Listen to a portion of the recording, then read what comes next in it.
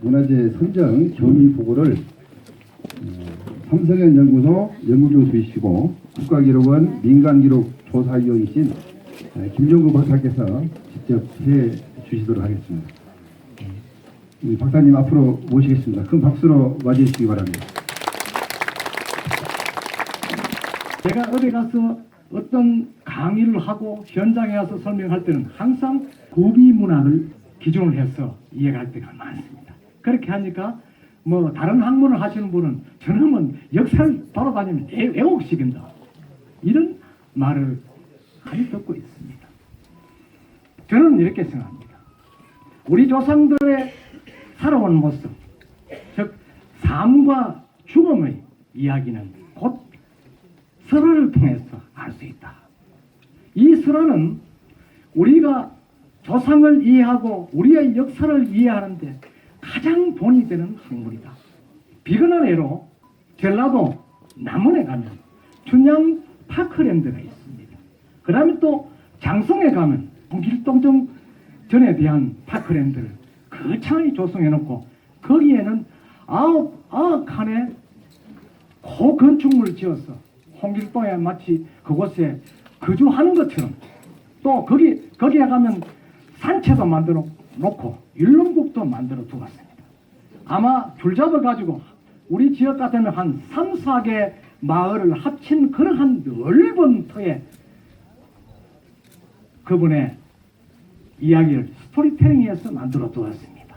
여러분 또 그렇고 백년도 가면은 바다가 하게 보이는 그 중심 부위에 누가 있느냐 하면 심청의 동상이 있습니다. 해마다 그 일대에서는 심청에 대한 축제를 하고 심청을 대단한 인물로 초하고 있습니다. 그러면 과연 거기에 등장하는 인물들, 거기에 등장하는 모든 존재들이 역사적 사실이냐, 그러한 것을 감히 여러분한테 드리고 싶고, 저는 아직 역사책에는 그분들의 이야기를 들어본 적이 없습니다. 어디에서 봤느냐? 바로 그분들은 한 작가가 상상을 해서 만드는 소설입니다. 소설을 기본으로 해서 춘향전도 쓰고 또 홍길동전도 쓰고 심청전도 쓰는 것입니다. 그것을 그 지방에서 마치 대대로 고대부터 내려온 역사인 것처럼 그분들은 초항을 하고 전국에서 1년에 수백만 수천만 명이 그곳에 관광을 하고 그게 진실인 양 믿고 있습니다. 심지어 장성에 홍길동전이 있는 그곳에 가면요, 홍길동 역사관이 있습니다. 거기 가면 홍길동에 대한 호적부를 만들어 두었습니다. 여러분 가시면 한번 보십시오. 서울에 있는 모 대학 교수가 그걸 고정을 했어요. 과연 그것이 맞느냐에 대해서는 저는 답을 드릴 수가 없습니다. 그러나 한 가지, 청도 반시 축제, 그 다음 코미디언 페스티벌을 한다고 해서 제가 갔습니다. 3일 동안 하였습니다. 거기 가니까 요 조그마한 책자를 하나 줍니다. 보니까 노트에 글을 쓸 수 있는 노트인데 앞에 여기 맥카트가 있는데 여기 주인공이 누구냐면 전유성이라는 선생입니다. 여러분 코미디언 잘 알고 계시죠? 이분이 한국 최대의 코미디 회관을 청도 이서쪽에 유동리 쪽에 조금 가면은 청도 군립박물관이 있습니다. 거기 옆에 보면 거대하게 건립해 두었습니다. 그래서 여기 보면 청도가 마치 세계 코미디의 본살인 것처럼 소개를 해두었습니다. 전유성 선생이 서울에서 내려가 무작정 걸어가다 거기에 잠깐 머물러서 지금 정착을 하고 있습니다. 근데 그 한 사람이 와서 코미디를 발전시키고 하니까 한국 코미디의 수도인 것처럼 청도에서는 만들어 두었다는 것입니다. 이 한번 보십시오. 청도 가서 웃고 오자, 메롱, 벌써 왔지롱, 이런 식까지 만들어서 홍보하는 것을 보고 제가 듣고 왔습니다. 그러면 경산에는 경산의 전설, 역사의 가장 원리는 저는 누가 뭐렇게 이야기해도 구룡산으로 봅니다. 구룡산은 왜 9용이 성천했을까요? 용이 누굽니까? 서울대학 출신인 이혜원 선생의 논문에 보면은 용은 최고를 상징한다 하였습니다. 최고는 누굽니까? 우선 1차적으로 왕입니다.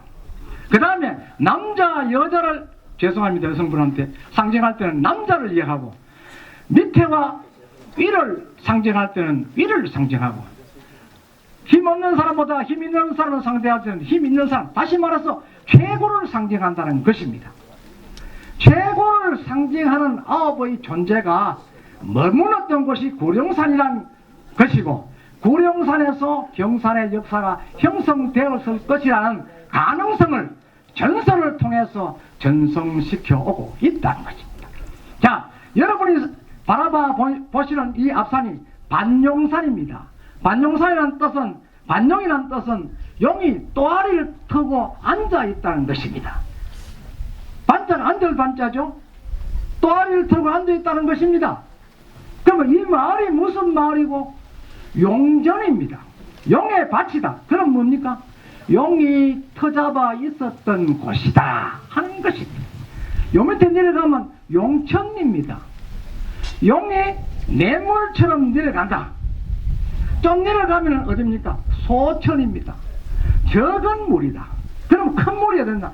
큰 물을 따라 합류하는 곳이 어딨냐?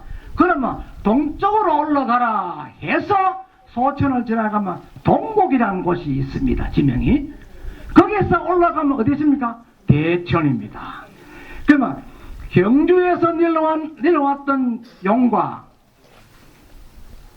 이곳 발령사에 안주했던 용이 서로 만나서 다시 동창을 통해서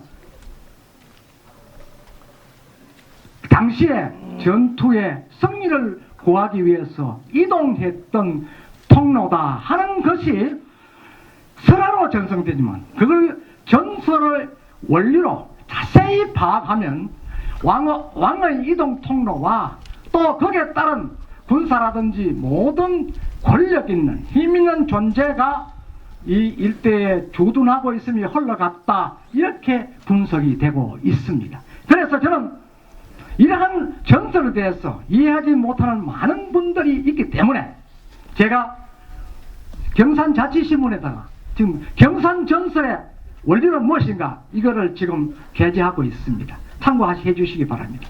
그리고 이 발용사가 유구한 역사가 있습니다. 그러나 지금까지 여기에 있었던 빼어난 문화재는 전부 외유로 각지에 나가 있습니다. 그래서 여기 발령사는 문화재도 하나 없잖아. 뭐 했노? 이렇게 이야기합니다.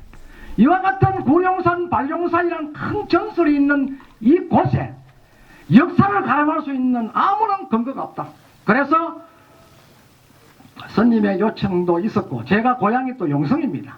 그래서 제가 무언가 하나 보답을 할 길은 없나 해서 이 일대를 찾아보던 중에 문득 대웅전의 밑에 석축을 해놓은 것을 보았습니다. 그 석축이 아름다운 문양을 갖춘 어떤 탑재라든지 뭐 이런 곳에 사용했던 그런 석재류가 있다는 것이죠. 그래서 스님께서 내가 이야기를 하니까 전부 스님이 새로 대웅전을 옮기 적으면서 전부 그거를 발굴해냈습니다. 물론 관의 허락을 받아서 발굴해내는데 그것이 무려 한 100여 점이 나왔다는 것이죠. 그게 밑에 전시가 되어 있습니다. 그러면 이것이 어느 시대 것인가 하는 것을 고정하는 데는 많은 시간이 걸렸습니다. 전문가도 데리고 오고 현장에서 제가 기고를 해서 인정도 받고 이렇게 하는 중에 여기에 나오는 고려 말기의 것이다 하는 탑재 부재와 그 다음 조선 초중기에 있었던 그 화문석들을 발견하게 되었습니다. 그래서 제가 5년 전에 문화재로 지정 신청을 하게 되었습니다. 했는데 그동안 많은 학자들이 이것을 입증하는데 상당히 고민이 있었고 또 연구하는데 큰 애를 먹은 걸로 알고 있습니다. 그래서 제 1차 보완이 있어서 제가 그분들이 이해할 수 있는 확실한 자료 등등 그 문헌들을 제시해 두었는데 마침 원래 큰 희소식이 있었습니다. 그러한 성과가 발령사 주지스님과 이 발령사 부처님의 그 자비로운 큰 뜻에 따라서 저것이 경산북도 지방문화재 지금 그 지정 선정이 되었다는 소식이 있습니다. 그 중에 핵심이 되는 것이 뭐냐 하면은 저 화문석 중에서 자세히 보면 연꽃이 마침 바람개비처럼 도는 게 있습니다.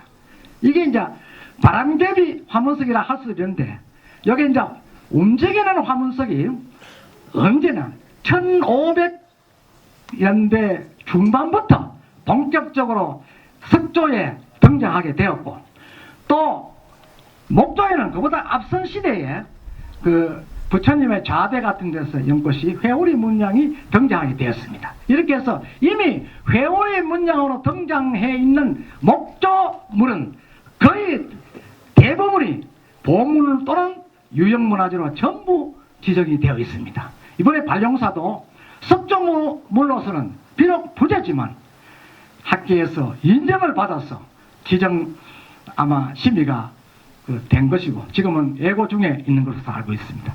그래서 앞으로는 발령사도 저 석조물을 근거로 해서 또 석조물이 나타난 사실들을 서로와 연계해서 이 일대를 조사하고 발굴을 한다면 그보다 앞전의 역사를 찾아내는데 큰 도움이 안 되겠나 하는 그런 기대를 걸면서 저는 여기까지만 말씀을 드리겠습니다. 여러분 고맙습니다.